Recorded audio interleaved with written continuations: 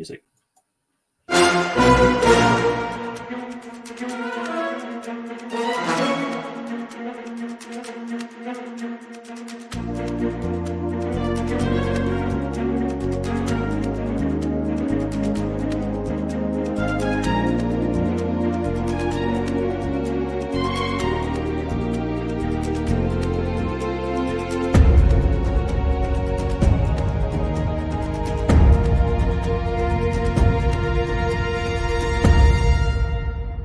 Welcome back, everybody, to the Star Wars podcast, where we talk all things Marvel and Star Wars. Please take a moment to check our show notes to find our social media, merch, and more. Today, we are recapping Andor Episode 8 in full spoiler details. So if you haven't seen the episode, I would get out of here. And oh my gosh, I'm so tempted, but I'm gonna hold back. I'm not gonna call this person LaTonya Starks Wars. I'll just stick with LaTonya. LaTonya, how's it going? Yeah, that never happened. Yeah. It's going great. I'm really glad to be here. I'm excited to talk about Andor all of the time now. No, this is basically who I am as a human being at this point, is trying to get people to watch this show. Yeah, it's so good. I'm really having a great time with it. But before we get into the episode, I wanna give you the chance to, this your first time being here on Star Wars. Mm-hmm. I want to give you the chance to introduce yourself a little bit to our audience. Tell them what you're about. Tell them how much you talk about Andor. Anything else you feel relevant. Do you do this to people so that you don't have to do any research and actually properly introduce us? Not the call out. I mean, just wondering. That's a good point. Should I be doing that? Is that no, it really doesn't matter. I'm happy to introduce myself. My name's LaTonya Starks, with an S at the end. I'm sorry. But it's close enough. And I still identify with House Stark, even if I have a little Targaryen blood. I guess that would make me Jon Snow, but no. For the first season, I can't be him. He's just a whiny little bitch the whole time. I am a debate coach, which is an interesting job, but also a podcaster for post-show recaps.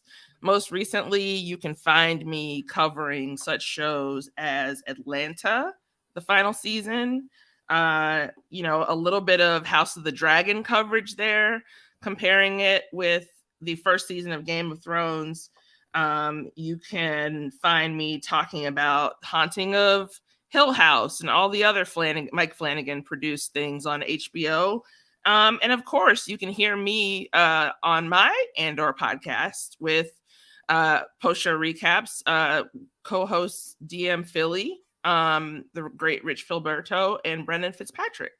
So just generally being a nerd for hire. Yeah, no, that's a good way to put it. Tommy, I feel bad. Tommy couldn't be here with us tonight. Yeah, but he's a post-show recap patron. He's always telling me about it. You mentioned DM Philly. They do D&D on there. He's talking about that all the time. Yeah. Are you a D&D person? So I am now. I was not a D&D person before the Discord existed, but then they asked me to play a game and they told me I could build a character, and I was like, what? Okay. I was a theater kid, so I don't see why I wouldn't want to do this. And then I played for the first time and I loved it. I wish I could play a lot more. It's just the campaigns are really involved and they can take a lot out of you if you only have so much social energy. That could take a lot out of you. I feel like it needs to be like an escape room. There's an hour clock. Yeah. You get in, you get out. Yeah. Enough about D&D. LaTonya, I'm excited to get your takes here. More, open wide on Andor. What have you thought about this series thus far? So I love this show. I think that it's been quietly the best, or maybe number 2, in the top 2 shows in the last couple of weeks. I just really think that Diego Luna is doing really well with his character, but they're also taking time to stop down with characters that typically we would never, ever have their point of view. Characters like Cyril Karn, even though no one likes him, it's a really interesting way of looking at a part of the fandom, which wouldn't be so receptive to, say, me sitting here talking about Star Wars right now. And I think they synthesized the internet fanboy into like potential incel into one character and made him Karn, and that's brilliant. And I heard or saw a tweet the other day that someone, that everyone's been talking about since, that says the best thing about Andor is that it has no message. And that's just the dumbest thing I've ever heard. This show couldn't be more anti-cop, anti-fascist, imperialist. It couldn't be more of a message of both rebellion and hope. And so I just really love the opportunity of getting to watch this show and talk about it. And all that being said, there were like some serious. I watched a video on like the comparisons between this prison system and Nazi concentration camps. Yeah, right? Same. So there's like, yeah, that's just not the truth. There's a lot going on here, and I think that's what, like, sometimes Star Wars can feel very surface level. Like, here's just a person fighting another person. Why? The grand scheme of things, like, why does it really matter? But this, like, I feel like they've put so much effort in like building out this cast of characters, and it almost like, it's almost like teetering on the edge of like something a la Game of Thrones, where like you have like all these different webs of stories and characters, right? And like, in a typical movie, we're not like Karn, we would never pay attention to this guy, and then we get like Dedra, we get Luthen, we get Valencinta, Mon Mothma. We see the highest points of this universe, and then we also see the lowest points, and I think that's what's so fascinating, what's gripping me so much about the show. And then you get time to like go hang out with oh no, I lost his name. Forrest. Yeah. With Forrest Whitaker's character. Yeah. Why am I blanking on that? Why are we both? This is terrible. This is terrible podcasting. Cut this out. I did. I did like seriously. I'm not kidding. Be sure to cut this out. Yeah, I got you. I'm literally looking him up. I don't understand why we both watched this show. And I like know that this man is a great actor, an Academy Award winning actor playing a character on Star Wars. And here's the worst part. He's at the bottom of the IMDb. Like, I can't find him.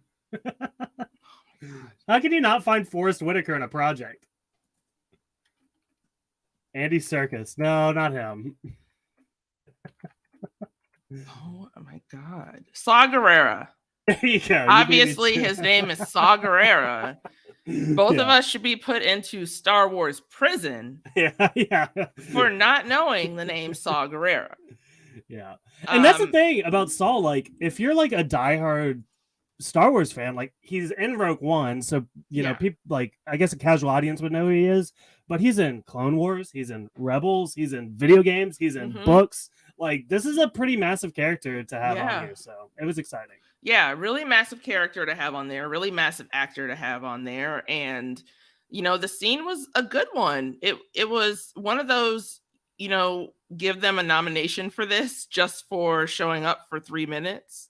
Yeah. Like, I'm fine if Judi Dench is only in a movie for 17 minutes. It's like a really good 17 minutes. Right. So let me ask you this, kind of just jumping deep into the episode at this point, but do you like have, because here's the weird thing, we're here on StreamYard, the background is the poster, my picture is blocking Saw Gerrera, but he's on the poster. Like, it feels like he's supposed to be a much bigger part of the story. So do you think this is the last we see of them? If not, how could we see more of him? I think it's okay if we only see him one time in the first season, because we know that this has a plan of 2 seasons, right? Yes. And they've already worked all of this out with the Star Wars folks. Kathleen Kennedy is on board. So I'm okay with seeing someone that important kind of pass up an offer. Maybe we see him return to accept another at the end and we get bookends, but I'm okay with season 1 only having so much of such an important character. because frankly, that just makes me look forward more to the show. I get that he's on the poster, but that's just because he's amazing and should be on the poster. That doesn't tell us how much or little he needs to be utilized. We know that in this scene, he makes a big impact, and he perhaps keeps Luthen from making a mistake by saying no to something that didn't seem very well thought out. So, and I think that's what's going to be interesting to track here. If he is like well involved in this and going into the second season, like what is the arc for this character? Because he doesn't seem to have changed much from now until Rogue One. He's very much he can breathe. He can breathe without the thing. That's a big change. For those of us who have been on oxygen before, I can tell you, being on oxygen and being off oxygen, big diff. Yeah. So, yeah, he changes physically a lot. There you go. I think, but his resolve probably doesn't do anything but deepen. Yeah, that's a good point, because like in Rogue One, he's more off the deep end about this kind of stuff, and that like he's just such an independent force, and he cannot be swayed by anyone else. I don't know what that says about him, but I think they explore a little bit more of his backstory in the Clone Wars, where like his entire city was under siege by separatists, and he was losing friends and family. So like it totally makes sense that this guy who is completely burned by these massive conglomerates that have completely ruined his life. He's not if he's going to handle the situation, he's not going to trust anyone else to solve it. He's going to do it himself. And I think that says a lot. Yeah, for sure. And, not for nothing, having Forrest Whitaker around on your TV show, not too bad a deal. Not at all. Not at all. So we can go ahead and dive into the episode here. I'm really excited. This is there's a lot of interesting stuff here involving the prison, but we do open where Cassian is being they're dividing these prisoners into transports. And so they get on there. You see them kick off their shoes. He gets stuck to the chair magnetically, and then I don't know if we see the prison here, but basically they're flying towards these giant floating prisons in water, and they appear to be many layers deep, like a giant cylinder in the sea. So I don't know. What do you think about all this? It looked terrifying to me. Immediately that they're being taken to the equivalent of a work camp, and that it's not going to be good. And the way that system is so elaborately set up, it's like if a Nazi concentration camp were on the island of Alcatraz or something like that, where it's supposed to be inescapable.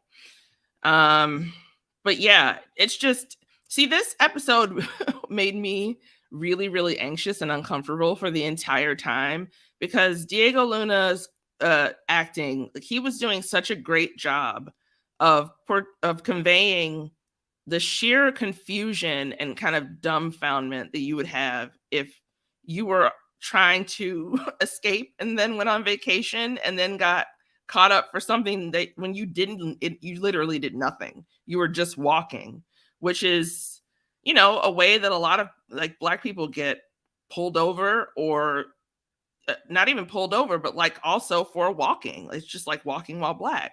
So seeing that, and then, the whole carceral state of this, I was just anxious the whole time, because you never know when a situation is going to escalate. You never know how scary these people are, because in this instance, it's basically like Nazi guards, and then the, Andy Serkis, who is like bulked up and become swole and very terrifying at this point, is in charge of you.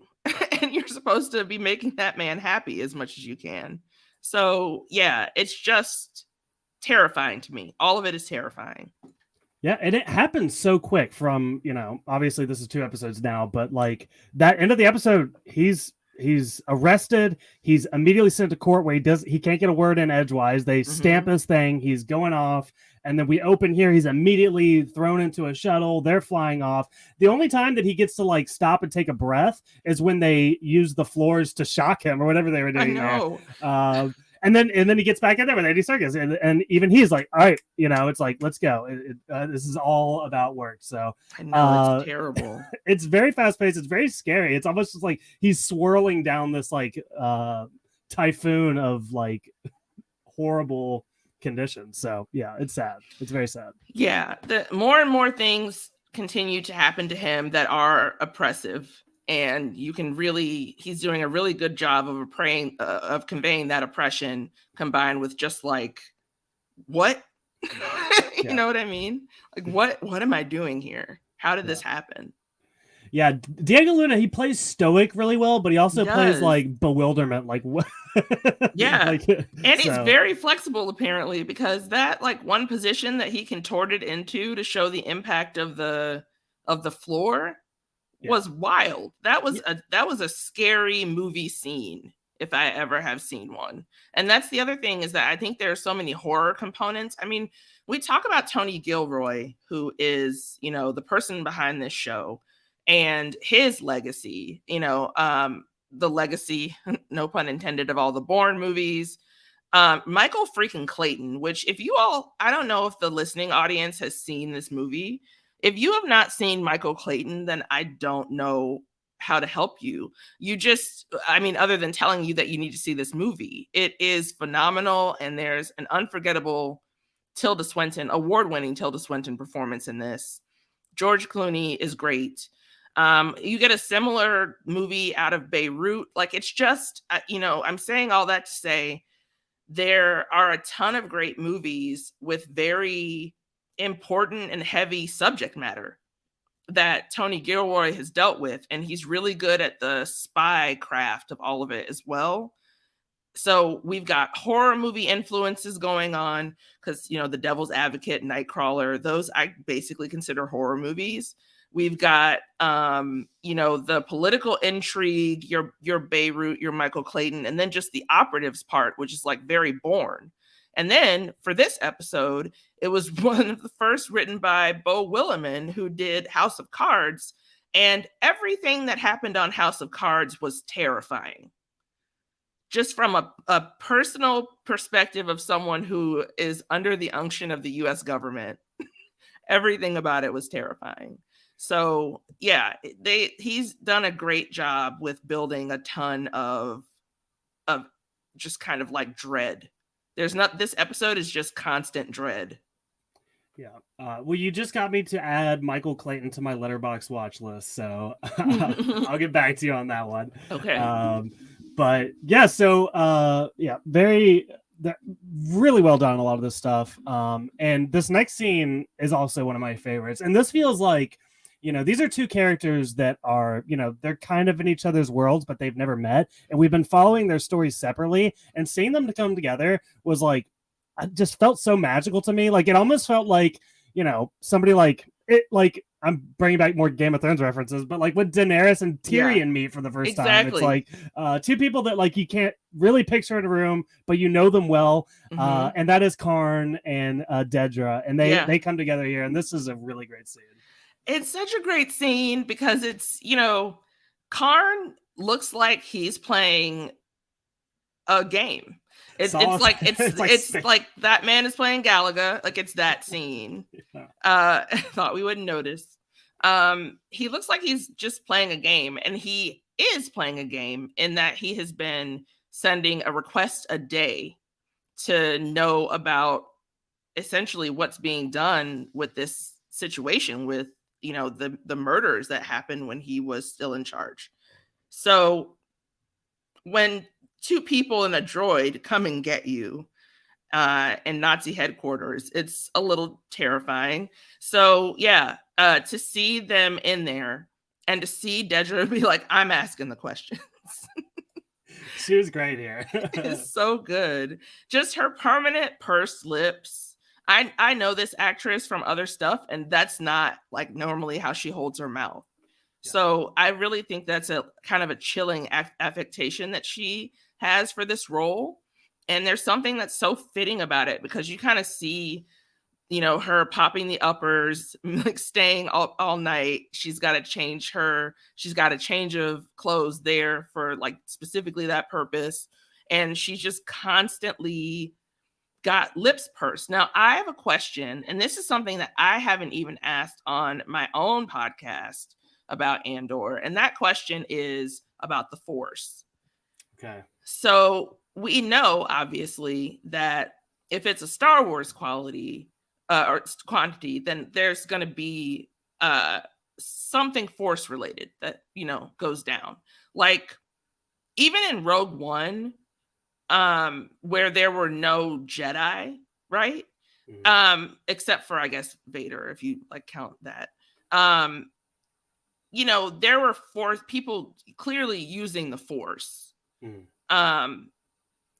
In the way that probably the second movie in the most recent trilogy would say that, like, Broom Boy, like, right. there's some people everywhere can have this. Yeah. So there's an interesting theory about whether or not Dedra is a Force user that I was wondering if you had ever thought about. That is not something I thought about, but you meant it. I'm trying to think, like, she's very good at what she does, and I think that's the thing with a lot of Jedi is, like, not only do they have those Force capabilities, but they're very charismatic. They're very convincing. Like, it kind of like manifests in their personality a lot. So I could see that. But the thing for me though is she's more of like a dead ringer for somebody like Tarkin, like these Imperial officers that are like, they're just like daunting figures. Like they're just no nonsense and very evil. I mean, even back to like when we're talking about the guy who's like shocking them on the floor, right. That guy just like smirks, like they all have that like just pure evil era to them. So I don't know. I feel like if anything, it's like it's hard for me to imagine that, like, so if she is as evil as her counterparts, like that, I feel like that would just make her a Sith at that point. And it's like, I don't know. It's an interesting question because she has those characteristics I was talking about as far as the personality goes. Mm-hmm. I think the more interesting theory to me, though, that I've heard a couple times is people believe that Dedra might be Andor's sister, which I feel like I might buy. Yeah, I might buy into that a little bit more. Huh? Really? Well, I think the thing is, for me, it's like it's so curious that we are even focusing on Dedra. So there has to be more to this character, and it could be the Force thing, it could be a relationship thing. It's we've never gotten this character from this perspective in Star Wars. And I talked about it last week where, we have Blevins and Dedra constantly going at it. Clearly the show wants us to sympathize with Dedra. And it's like, well, wait, this, why am I, we've used the word Nazi so much, might as well. Why am I supposed to sympathize with this Nazi? And not only is she bad, but she's doing a really good job at being bad. So, I don't know. It makes me wonder why would we be sympathizing with this character, and maybe they find out that they're related and she turns a leaf. I don't know. I'm just wondering if I maybe was wrong about this. Don't we get the idea or even see the young girl who's playing Casa's sister is like clearly like a non-white person? That's a very good point. So there's issues with this theory at the very base level. So it's not that I'd be against it. Like, it's just that this is an Irish actress. Yeah. Denise Go. So I would think that if they were casting someone to be Diego Luna's sister, they would cast another Latinx person. You would think so. You would hope so as well. Yeah. So, no, I mean, that's very interesting. But that, with all this being said, there's something going on here. There's a reason. Oh yeah, there's definitely a reason. I mean, I think the show is brilliant for making us root for Dedra because there's nothing more sinister than being able to admire the efficiency and effectiveness of that kind of organization. You know what I mean? Like, it's the reason why so many people are so interested in World War II, because the Nazis are a very, very compelling enemy, and one that had so many different just ways of making things happen that most people wouldn't even think about. And then the United States recruited a lot of the leftovers, frankly, because of the ideas that they had. So yeah, it's all really interesting. The idea of focusing on her, I think, is interesting as well. I mean, I guess it would be really good deep cover work if she does end up to just be like looking for her brother. But I don't know why she would want to use the violence that she uses in order to do that. Like, her internal motivation would be going off. And it's making me think of another show. I think it's called The Old Man, the Hulu show. I haven't even heard of that, honestly. Yeah, it's called The Old Man. It's a show with Jeff Bridges and John Lithgow. Okay. That you'd probably like. I wasn't as, there will be a season 2. I wasn't as excited with the season finale as I hoped to be, but there's a really interesting story that flows through that show that has a similar tact to what the people are thinking about with this theory. So that's why I thought of it. Interesting. Okay, well, we'll put a pin in that because there's something going on here, and I'm sure we'll find out here eventually. There's something going on. Yeah, we'll talk about. So we followed Dedra here for a little bit. She's also talking to some of the higher ups. Wolf Yularen, who we talked about last week, he's here, and she's kind of preaching to him about a lot of stuff going on. They mentioned the Axis, which we believe to be Luthen, and I think that's kind of like her big motivation here, and trying to figure out, yes, Andor is a problem, but there's a bigger thing going on here, and it's surrounding this guy. So I really like how they sell a lot of this. Is like just how good she is at like extracting information, and getting what she wants. Like, even like a guy like Yularen, he's even agreeing to like give her the proper tools to make things happen. And so she's awesome. She gets the keys to the candy store here, and basically just makes the argument it's less expensive than continuing to lose Star Path equipment or whatever equipment. So she's done good work as a foundation. She spoke up when maybe most people would have remained quiet, and she was rewarded so far by Partagaz in giving, which is a name, right? Like, some Star Wars names, I'm just like, what were you thinking? But was rewarded by Partagaz, and got basically her little group of people to do her bidding. So we'll see what authority does to her. That'll be interesting. I want to see this. I know we'll talk about it, but I really want to see the showdown between her and Bix in the next episode, because those two are formidable women, and so I would like to see them against each other. No, that's going to be very good. But yeah, so she'd left Karn because he was going to go over the whatever. But she's now coming back, and they're talking about it. And this is also when he mentions kind of hinting towards who the Axis might be, because he did see a man in a dark cloak. So she gets that information from him as well. I really like, but they end the scene here, and this is one of my favorites, because there's like points where you might see where Cyril is like getting a little excited that he's like, ooh, here I am, I'm helping out, the Empire wants something from me. Back. And he even asked, like, if there's anything else I could do. She's like, you've been really helpful, but we're good. So like, I don't need the help of the likes of you. Thanks. Yeah. So I don't know. And so another theory I've been hearing a lot is that Cyril could join the rebellion. And I didn't buy into it too much, but for me, this was the first sign, well, maybe the second sign because now it's repeating. He's constantly being thrown out. It's not the first time. It's like, okay, well, yeah, he still wants to like join the Empire, but when he's constantly being kicked down by these people, sooner or later he's gonna snap. And I think I actually am buying into that now. Yeah, I completely think that's a theory that we've been playing around with a little bit as well.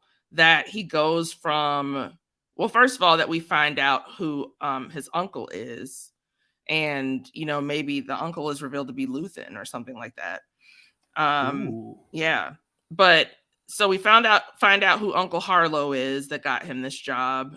And then maybe he rebels a little bit. I think that, everyone being a rebel is in their own way is supposed to be the theme of this show, or at least one of the many themes of this show. So could I see Karn joining forces with someone whose face he's basically just been memorizing every day? Sure, I can. Like, I can see there being a connection between those two. Those two men, which would be really interesting because it would kind of be, it'd be a big heel turn, but in a positive way for Karn if he were to suddenly be a good guy. Yeah. Yeah, it'd be interesting. And that, like, you're right. I've never heard it put that way, but everybody in the show, they do rebel in their own ways. Karn got himself into trouble for going too far. And then on the opposite end, Dedra, she worked behind people's back and got rewarded for it. So it's showing a lot of different angles of how that stuff could go.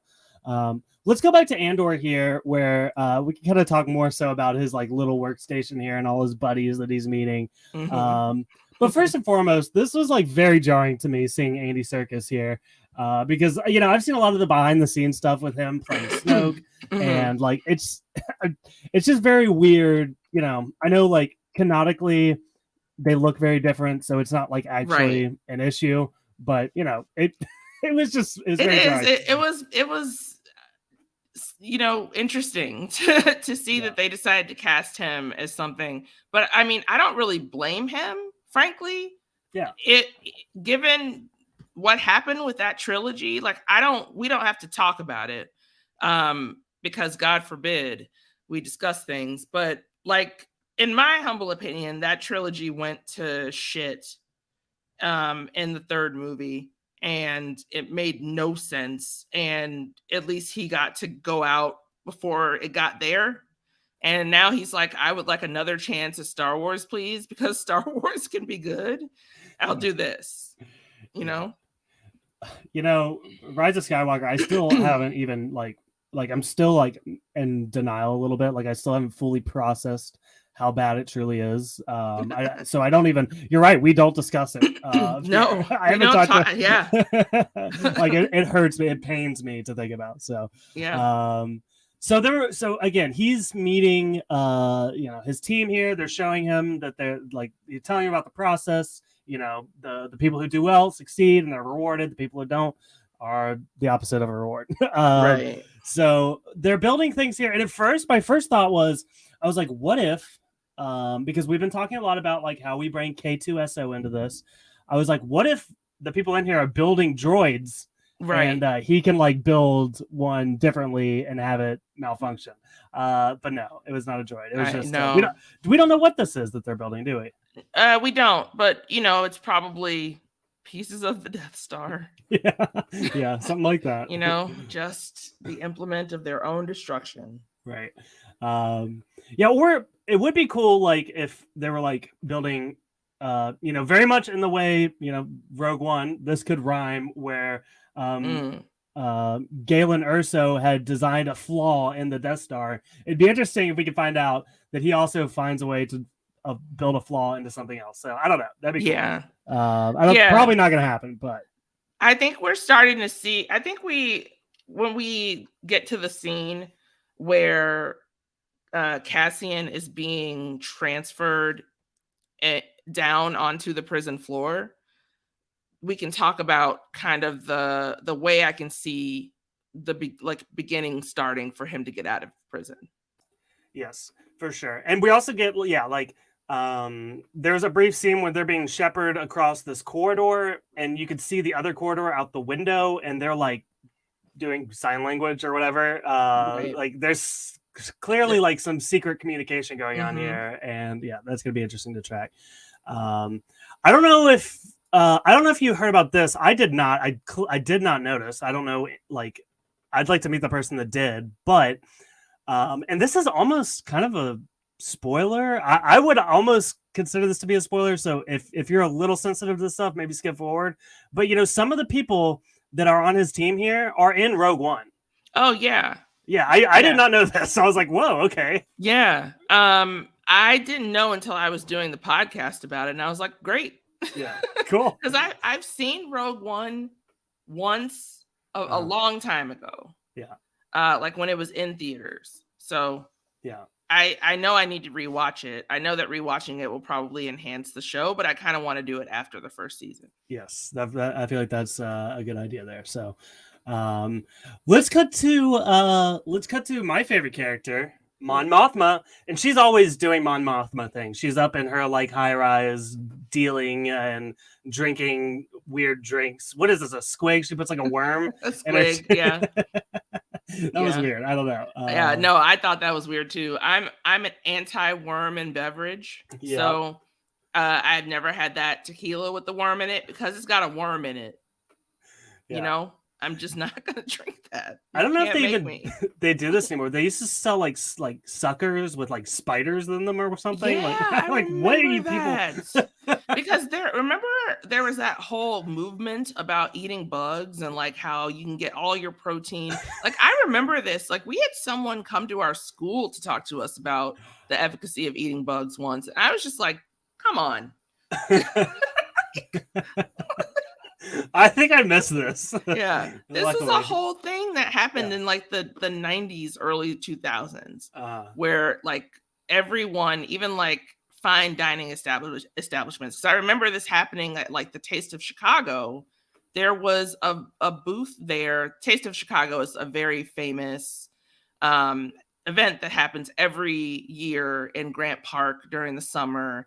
All of these local Chicago dining establishments put up little booths, and it's like a 4-day event, and you come and you bring kids and you suffer in the sun because Chicago is humid in the summer, and you get some good food and you're out of like $8 million when you're done.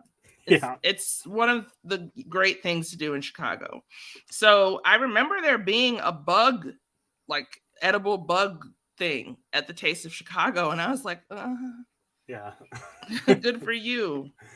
Yeah, I'll set that one out. Yeah, but Mon Mothma seems to agree with us. She's lost her taste for them.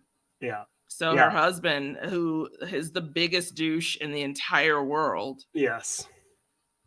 And like I hate Perrin. I hate him. He's the worst. And her the daughter too. So mean to her. I'm Lita, just like shut up. What's really interesting to me though is like we continuously, I guess I say continuously, this is the second time we've gotten a scene where Lita is interrupting a conversation between Tay and Mon. And I don't know. It just feels like a weird dynamic there. Like I feel like there's something more going on. I feel like Lita is the kind of girl who would turn her mom in for suspected liberal views. You know? No, and that's why like there's got to be like the fact that like it's just so weird that it's so specific that Tay and her daughter are interacting this often. Yeah. So something's gonna happen here. And she even the daughter Lita even calls it out, and she's Lita, sorry, because it's Lita and the Swan kind of thing. Even calls it out and is like, "You're here all the time now, I guess." Cool. You know. Yeah. In the way that you would she'd probably just be on because she's always on her dad's side. She's a dad girl. And you could see her thinking that something else was happening between her mother and Tay, like completely pulling a Bryony from Atonement and misinterpreting everything that happened, and then getting her mother in some huge trouble. Okay, so you've set this up really well. I would love to see how this pays off. So we'll put a pin in that one. There's a lot of different conversation here. Not a whole lot for me to chew on. We learned some things about Mon. She was, I guess, married. She was a politician. She basically had to marry Perrin, which explains a lot as well. Yeah. So I think that makes me very hopeful for the future of her being a single woman, and that like she ose this man nothing. So, I mean, she can't help but be single once they kill her family. Yeah. But that's just my theory. There you go. Yeah. That's just my theory. That is almost definitely going to happen. Yeah. So wait, who's killing the family? The Empire? Maybe. Yeah. Because I agree. I mean, I guess technically, I think they're going to die as well. I just hadn't really considered how and why. But yeah, I don't know. Interesting. Maybe they do become bigger threats to Mon, and she pulls like that dude from House of the Dragon who like killed his family for no reason. Yes, that guy with the cane. The one guy. Yeah, just it only happened the once. Yes. Yeah. So Lara Strong. Yeah, we hardly knew thee. Yeah. So we'll come back to what's going on here with Andor, and he's getting acquainted with his new living quarters. There's a lot of interesting stuff here. They like eat through tubes. They also I just felt so bad for all of the food that Cassian has had to eat in like the last couple months. Yeah. It's been Dray milk or flavorless paste. Yeah. That's the life of a rebel. You're just he had like eating one good meal. Yeah. The whole time of this whole show. He's just been eating the worst things. If you do better, they give you flavor. Yeah. What? Flavor and taste are separate as well. You know what we need to do? We need Andor up in the high rise with Mon by the end of the season, so he can have squigs and eat the fancy, I don't know, cold cuts that they have up there. That's exactly what. Yeah. I mean, I don't want him to eat squigs because, Yeah. But get the better. Yeah, but something other than a paste. Mm-hmm. Yeah. Something from a tube. It's like an umbilical cord. It's odd. And then they all have these weird authoritarian showers together. Yeah. That are that are too reminiscent of terrible things from the Holocaust. Mm-hmm. Yeah.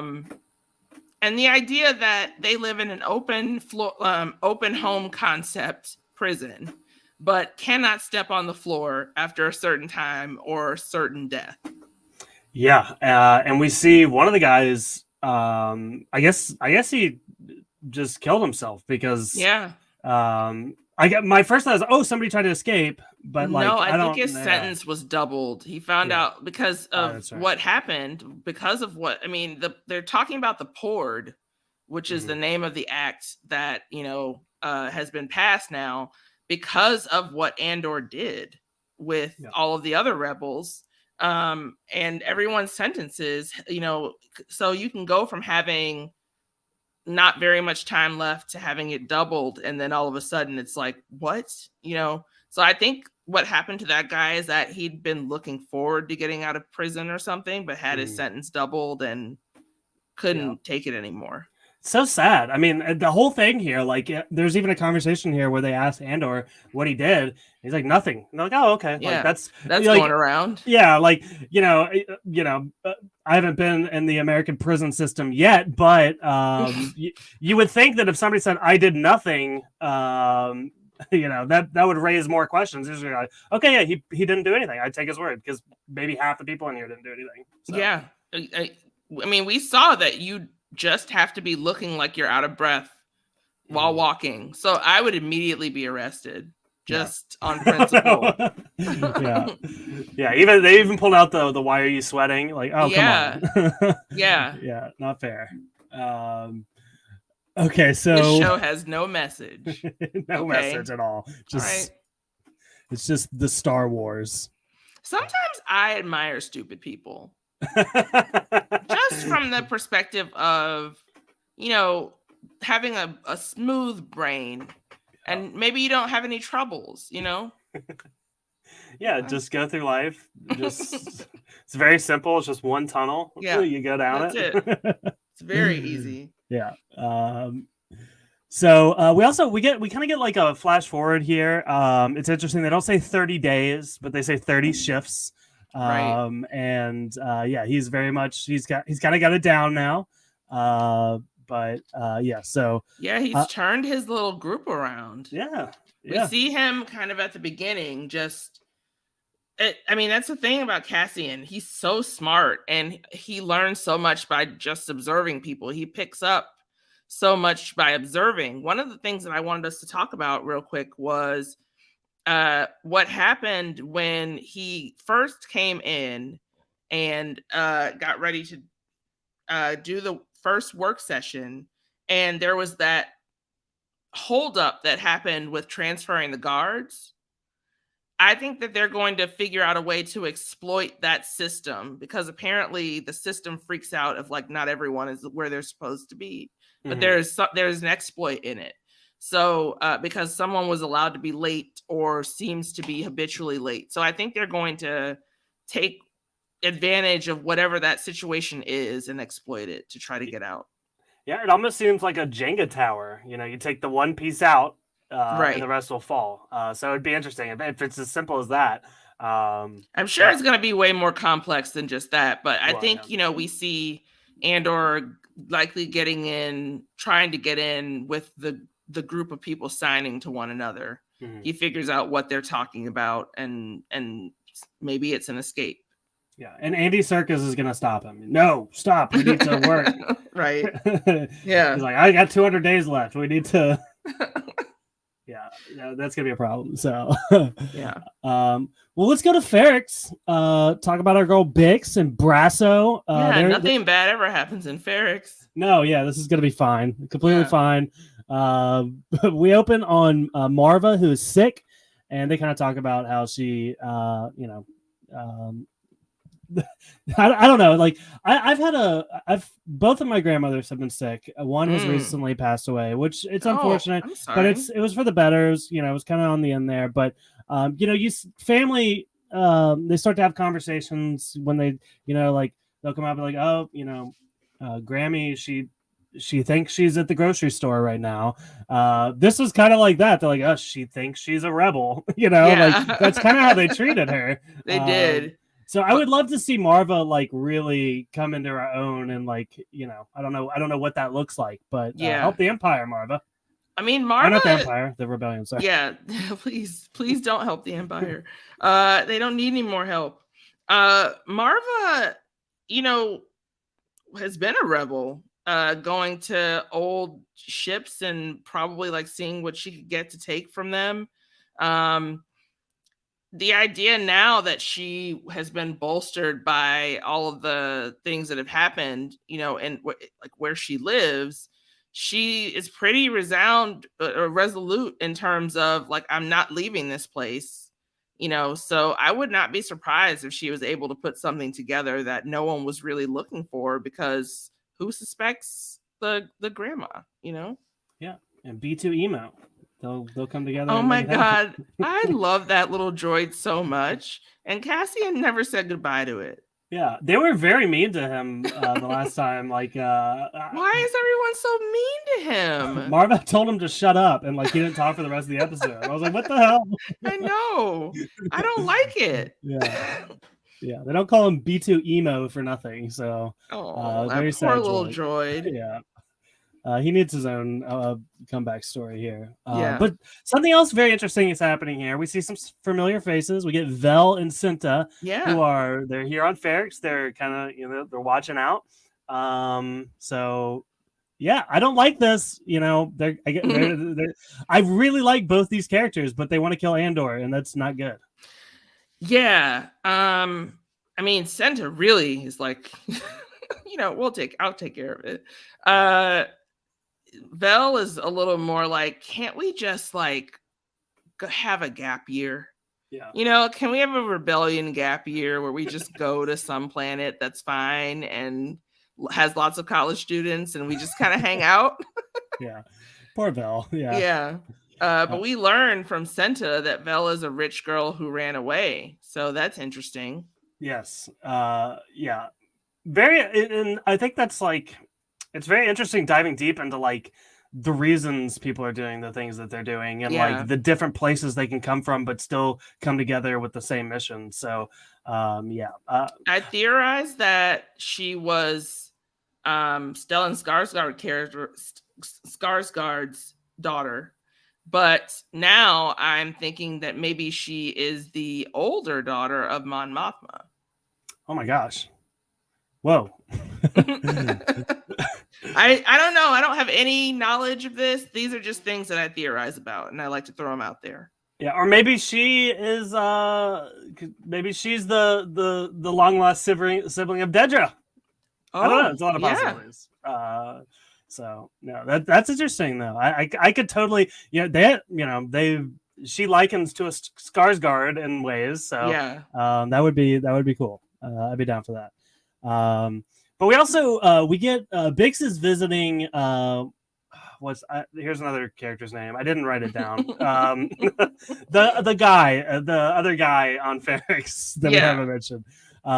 He has like a business here, and he's hanging around with his son. But I really liked that this character has kind of become important because we see him back all the way in episode 1 where he has no lines, but like you see him in the background. He's like banging on the drums when the Empire's coming. Like, I don't know. It's kind of weird how they kind of pulled out these like semi-background characters and now they're like a staple in this episode. I know, and IMDb has done a terrible job of reporting which cast members are in episode 8 because he's not even in the list of cast members, yet there's all these people who I couldn't tell you who they were if you paid me money. So that's annoying. Well, I promise I will learn the name next week, and we'll and the son. I don't know if they ever said the son's name, but So Bix is here. She's trying to send out like a radio transmission. She's trying to get in contact because Marv is sick, and I guess she ends up in contact with Luthen. This stuff was kind of confusing to me. I was like, I couldn't remember when she had the information or contact information to get a hold of Luthen. I don't know. So Luthen was her contact. Remember when originally early in the series, Cassian came to Bix and was like, I have this thing I want to sell. It was Bix that went up in that same tower and sent out a message because she had a contact that she wanted to introduce Cassian to, and it was Luthen. You're right. Yeah. Oh my gosh. So Bix has had this line to him, and now they're shutting it down. Right. Yeah. And that's another interesting side of this all with Luthen and another name I don't his coworker there. They feel like she calls him out like you're getting a little sloppy here. There's too much of this back and forth going on. So yeah, they will not be hearing from them anymore. So yeah, very interesting stuff here. Okay, what happens next? I guess okay. Well, so I think after this, Luthen flies off to go and visit Saul. We kind of talked about it. I don't know how much we need to revisit it all. I mean, a lot of good acting happens, and something that an exchange is denied for something that I don't understand. Yes. So yeah, they kind of talk about equipment, and I really like this role that Luthen's playing because we see this a lot, and it's not usually like put in stone for us where like, there's Star Wars Rebels, and that's a group of rebels, and then there's Saul's rebels, and now there's this group of rebels, and we finally have like the person that brings it together, and that's Luthen, and he is referring to another group of rebels, and Saul is not interested in working with anyone else. So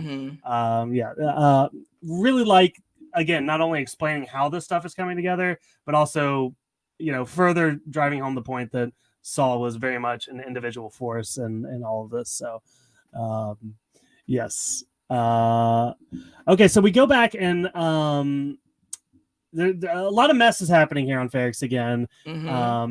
This is where they grab our buddy, or her buddy who we don't know his name. Yeah. But yeah, it ends in a foot race here. Bix is running off.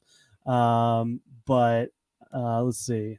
I'm gonna have to edit this out because I'm completely lost in my notes now. Oh, okay. Hold on.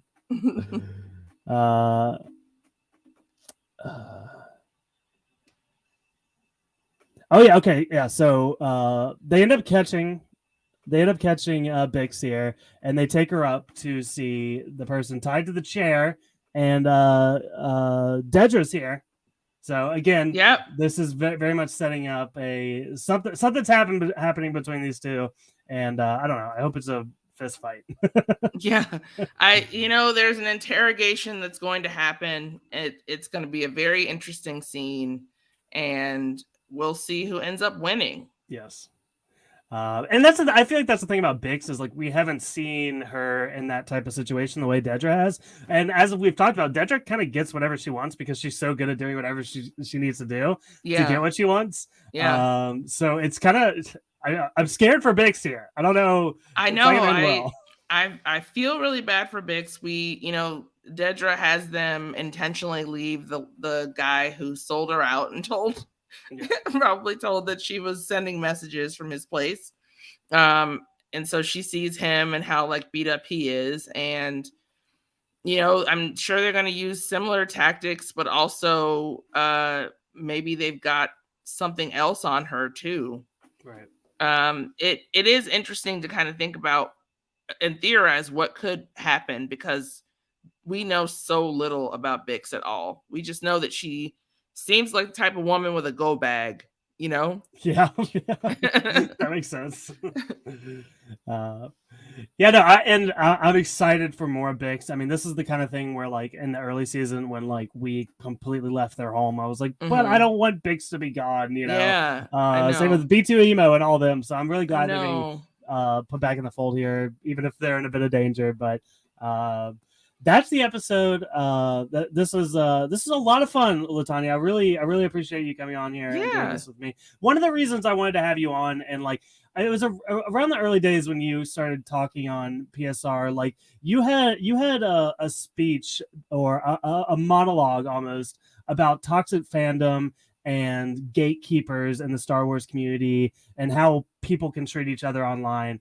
And there's a lot of people on the internet that are not necessarily bad for the fandom, but then there are people that are genuinely good for the fandom, and I feel like you're that type of person. So, oh, thank you so much. I love that. I love that you are now a small part of this community as well. So, again, I want to give you the chance. I know you've got so much going on, but anything else you want to plug here at the end? Yeah, I mean, I said a bunch of the stuff. Podcasting for post show recaps, doing Atlanta, doing the haunting of Mike Flanagan, doing another Versus podcast coming up with Josh and Mike, where we're going to be discussing the comparing the House of the Dragon to Lord of the Rings of Power.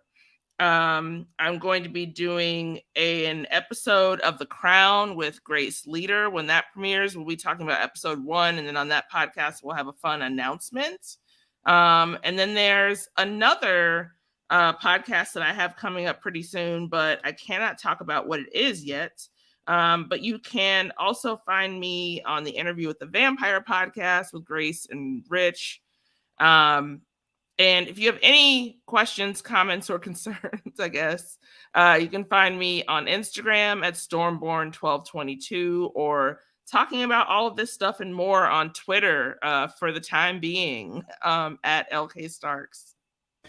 Yeah, everyone go show some love. I gotta ask you real quick. You're talking about the comparisons between House of the Dragons and Rings of Power. I fell off Rings of Power. I think I'm like 4 episodes in. Yeah. Can you spoil me a little bit? Do I need to finish? Is it like I watched it differently than most people did. I let a bunch of episodes build up because that's how I like to watch TV, unless I'm glued to a television show like House of the Dragon where I need to know what's going to happen and I have to watch every week. I would say that the Rings of Power wasn't that type of watch for me, but it's not lacking in it's a beautiful show. It's really well shot. It's well acted.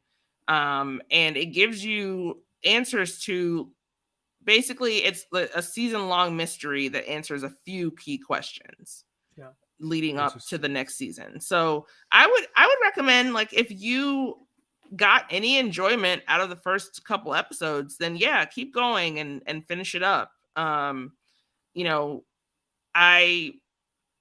I thought it was like a really pretty show. Yeah. And I'm interested to see what they're going to do with it in the second season. And it was another show where there was a lot of like gatekeeping and stuff going on because elves can't be like a different race than white. And I was like, okay, this is just weird. Now, like things have just gotten weird. Imagine like trying to debate what an elf is, this fantasy creature. I know. Interesting how that works. Yeah, that's the thing though. Like you said, if I enjoyed it, and like unfortunately, this day and age with so much TV, it's like just enjoying something isn't enough sometimes. That's fair. I mean, that's very fair. There is a lot of TV going on, and a lot of really good TV. There's a lot of good stuff that's coming out pretty soon. You know, like the new White Lotus starts tomorrow. So, oh my gosh, I cannot believe that's here already. Yeah, I guess that makes sense. With House of the Dragon over. Yeah. Okay, well, again, thank you so much. I'm going to go ahead and close this out here. I'd like to remind you guys to rate and review us on iTunes and Spotify, preferably 5 stars. Also, please subscribe because we're going to be here every single week and sometimes multiple times a week. We got another Tales of the Jedi episode coming out here soon. So if you subscribe, that'll come straight to your phone. Follow us on Instagram, Twitter, and TikTok at Stark Wars Pod. And check our show notes for our merch. And we also have a little Discord community going on. So if that's something you're interested in, you can hit us up and I'll get you a link. But that is all we got for you guys. Thank you so much for listening, and we will see you next time. Bye.